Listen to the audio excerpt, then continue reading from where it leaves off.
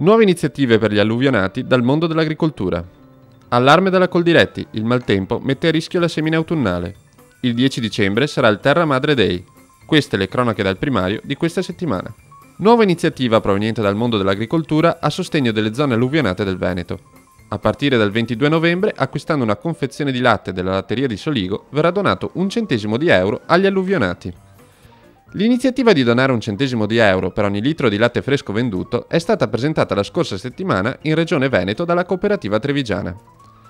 Abbiamo deciso di intervenire secondo la mission aziendale della nostra cooperativa, aiutare nei momenti di difficoltà, spiega Lorenzo Bruniera, presidente della latteria di Soligo.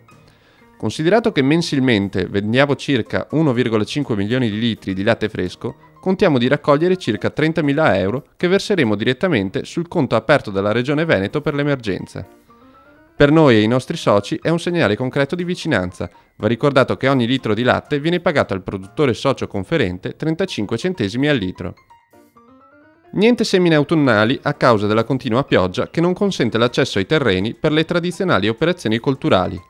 Questo è l'avviso della Coldiretti in riferimento agli effetti della nuova ondata di maltempo che ha colpito la penisola.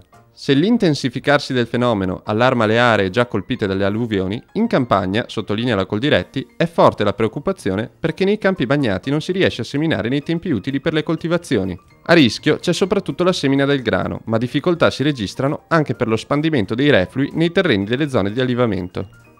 L'autunno 2010, prosegue la Coldiretti, è stato segnato da pioggia continua ed intensa che rischia di modificare gli orientamenti colturali in molte aree del paese, oltre ad avere provocato gravissimi danni alle coltivazioni e agli allevamenti. Il maltempo ha interessato a macchia di leopardo tutto il territorio nazionale, tra le zone più colpite il Veneto, dove si contano perdite all'agricoltura per 25 milioni di euro.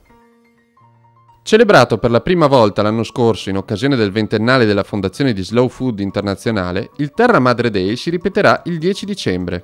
Si tratta di una giornata di festa per tutti gli aderenti alla rete di Terra Madre e a Slow Food, durante la quale verrà celebrata su scala globale la cultura del cibo buono, pulito e giusto.